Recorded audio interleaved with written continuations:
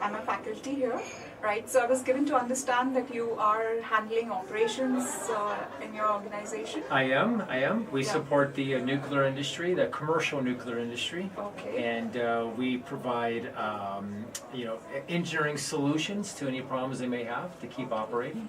So what do you think are the challenges that you're facing in the developing economy and the evolution that's happening in your field? Well, what's interesting about our field is, at least in the commercial nuclear industry, it's very flat in North America. So they're building nuclear power plants in India and China in particular, in Asia. Okay. And so some of the challenges we have is, partly the India signing the Nuclear Proliferation Act, so we can't actually operate in India. Primarily due to the contract laws in India, they require there's no liability for if a nuclear accident were to take place in India, the liability gets passed to back to all of the suppliers. So it's very difficult for an American company to operate under those conditions in India. So that's some of the market barriers we have for this portion of the world. But other portions of the company I work for do quite a bit of business here in India. They provide weld overlay, sort of an erosion and corrosion inhibiting process. We come in with the expertise, and then we hire local labor to support the ultimate customer, and primarily in the refinery industry. That was probably a longer answer than you wanted. No, that's fine. Absolutely fine. So we just wanted to know, is this your first visit to India, or you've been here before? No, I've been here, this has been my seventh time here. Oh, that's Yes. nice. Right? Yeah. I used to, I worked for a different company in the past, and we had an engineering center in Bangalore. Okay. And we opened up a factory in Coimbatore.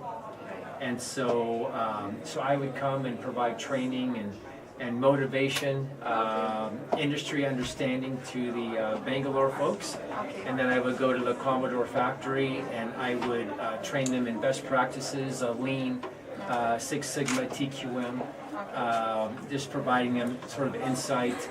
One of the specialties I have is a turnaround agent. So I tend to operate if a team's having difficulty or a facility, then they would bring me in. I would do an assessment and say, "Oh, this is what I think you might want to consider doing." Okay. So I was doing that in Coimbatore. Right. So, what is your opinion, your views about today's symposium?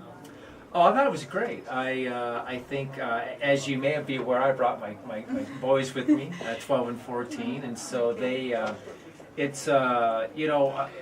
I enjoy traveling, and so just the fact that I get to experience different cultures and listen to different viewpoints, I always enjoy.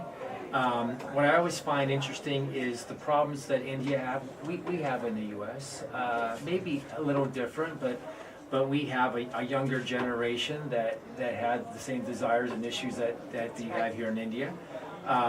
We have the same communication breakdowns, we have the same development needs, we have the same lack of leadership. Okay. It's not all that different, and I find that true about most portions of the world. So would you like to give some piece of advice to our budding managers who have a lot of aspirations to start their corporate life, career life? Well, are you talking about your MBA students? Students, oh yeah, my gosh. Right. Wow, advice in what area? There's so much advice I can give you. Probably not good advice, but advice nevertheless.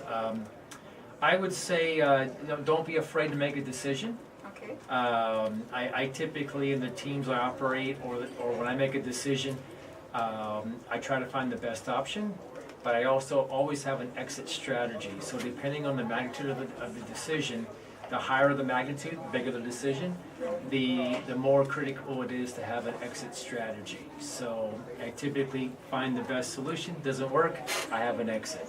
So one small piece of advice. That's very good. Thank you so much. Oh, It you're was a welcome pleasure so much. talking to you. Thank you. Thank you.